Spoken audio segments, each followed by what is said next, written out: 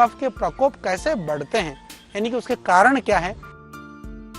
तो उसमें जो है प्रकोप में जैसे ज़्यादा मीठे फल खाना, खट्टे खाना, भारी या जो चिकने इस तरह के जो पेय पदार्थ हैं, मांस, मछली, ये अलग अलग तरह के जो पदार्थ हैं, नमक है या जलीय पदार्थों का ज़्यादा सेवन करना, कार्बन युक्त जो शीतल पेय जितने भी जो सॉफ्ट ड्रिंक वगैरह है, या जितने भी जो फ्रिज वगैरह का ठंडा पानी पीने रहना, या फिर आवश्यकता से अधिक खाना, या खाए हुए भोजन पचने से पहले फिर दोबारा खा जाना, ज़्यादा खाना। और ये कफ वाले थोड़े आलसी भी होते हैं, व्यायाम नहीं करना और एकदम मस्ती में पड़ा रहना, ये सब ये कफ दोष को बढ़ाता है। इसीलिए ध्यान रखें, बहुत ज़रूरी है कि प्रातः काल से लेकर के रात्रि के पहले प्रहर में और भोजन के बाद और इन सब में कफ जो है ना कई बार एक स्वाभाविक रूप से बहुत प्रबल होता है। तो इसीलिए जैसे दही है, दूध है, घी है, इन सब का जो है ना, इन सब की उड़द की खिचड़ी वगैरह है, इन सब को भी हम ध्यान रखें। कमल नाल है, सिंगड़ा है, नारियल है, घिया, कद्दू है, ये कफ को क्या कि बढ़ाते हैं। इस तरह की जो ठंडी चीज़ें हैं या जो कफ कारक चीज़ें हैं, इनका हम सेवन न करें, क्योंकि इसके सेवन करने से ना इससे कफ की मात्रा बढ़ जाएगी। कफ जब दोष ज़्यादा हो जाने लगता है तो तब जैसे मैंने कहा तंद्रा अधिक होती है, सुस्ती आती है और नींद ज़्यादा आने लगती है, मुंह का जो स्वाद है वो बिल्कुल मीठा मीठा सा लगने लगता है, और जो स्किन में है सफ़ेदी होने लगता है, शरीर में भारीपन लगने लगता है, और जितने भी जैसे शरीर से जो निकलने वाले मल मूत्र पसीना आदि में भी एकदम चिपचिपाहट होने लगती है। और आपने देखा होगा कई बार वो टॉयलेट के पॉट में ही जम जाता है। इस तरह के जितने भी जो शरीर में पर ऐसा लगता है जैसे किसी ने गीला कपड़ा लपेट दिया हो, कोई जैसे लोग कहते हैं कि गद्दा सा लगता है शरीर में चलने में। कई लोग सोचते हैं वायु की वजह से होता है, वायु से नहीं कफ से होता है, कि जैसे ना पैरों में भी नीचे ऐसा लगता है कि कोई चीज़ रख दिया गया हो, और बलगम ज़्यादा आना, और शरीर नाक से कई बार आपने देखा होगा कई की आँखों में भी ढीढ़ आई रहती है, कईयों का नाक बहता रहता है, और कईयों को जो है बोलते हैं तो भी इधर मुंह में से भी लार टपकता रहता है। ये सारे ये कफ के लक्षण की वजह से हैं।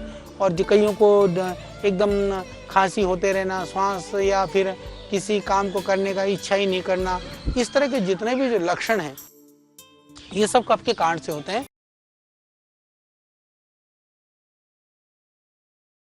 कफ का कौन सा गुण क्या प्रभाव डालता है, इसको मैं अभी आपको बताने का प्रयास करता हूँ। इसको आप समझिए कि कफ गुण शरीर पर क्या प्रभाव डालता है। भारीपन, यानी कि शरीर में भारीपन है, एकदम शिथिलता है, कुछ करने का मन नहीं है, या उसके बाद में भारीपन के साथ साथ में तो उसका जब भारीपन हो जाता है तो फिर उसका प्रभाव क्या होता है।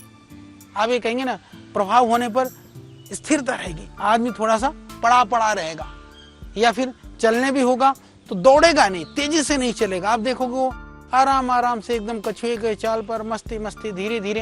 ये कफ का एक पहला एकदम बड़ा पहचान है। दूसरे फिर आप कहेंगे शीतलता, जैसे मैंने कहा ना कि उसके बहुत सारे लक्षण है, उसमें से शीतलता दूसरा है। तो इसका फिर प्रभाव क्या होगा। शीतलता ज़्यादा होने से शरीर में जो शीत तत्व ज़्यादा होने से क्या होगा, जठराग्नि मंद पड़ेगी, पित्त स्वाभाविक रूप से कम हो जाएगा, वायु की गति कम होगी, तो फिर क्या होगा, भूख ही नहीं लगेगी।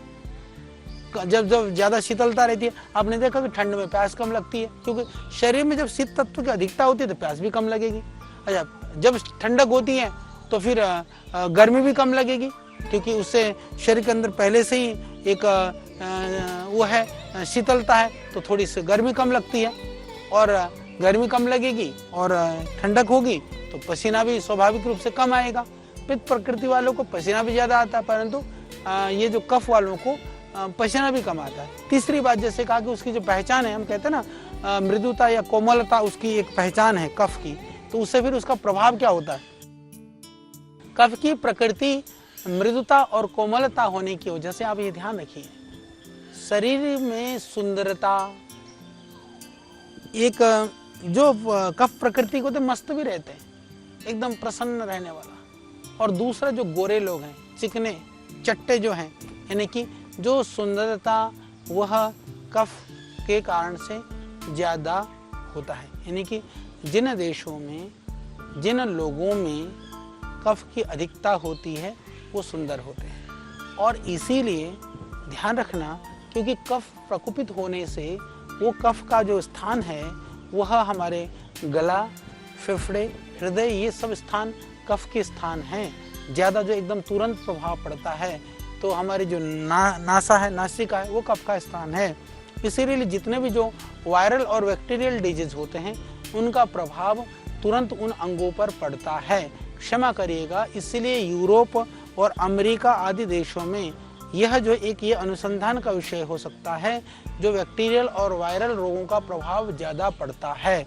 शायद ये कोविड-19 का भी जो प्रभाव आप देखेंगे, जो अमेरिका के अंदर ऐसा नहीं है, क्षमापूर्वक मैं कहना चाहता हूँ, वहाँ पर भी चिकित्सा की दृष्टि से वहाँ पर भी बहुत प्रयास कर रहे हैं। वे जितने भी हमारे साइंटिस्ट हैं, वैज्ञानिक हैं, भारत में भी कर रहे हैं। यदि मृत्यु की मात्रा की बात करें या कोरोना के अटैक की बात करें तो वहाँ ज़्यादा क्यों है?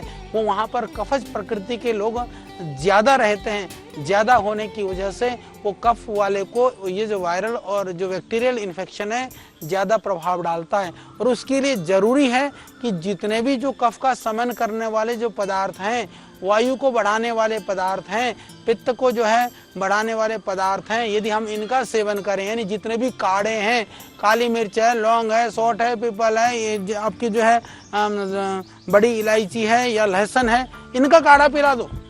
मैं पूरी इस बात को पूरी प्रामाणिकता से इस बात को कहना चाहता हूँ कि आयुर्वेद के काढ़ों से सीधे तौर पर यदि ठीक है, उसका अभी एविडेंस बेस्ड मेडिसिन के रूप में प्रमाण ना भी हो, कोविड-19 के लिए यानी कोरोना जैसे वायरस के लिए ये जो आयुर्वेद के काढ़े हैं, जितने भी बैक्टीरियल और वायरल प्रॉब्लम्स हैं उनको बचाने के लिए ये बहुत ही महत्वपूर्ण है।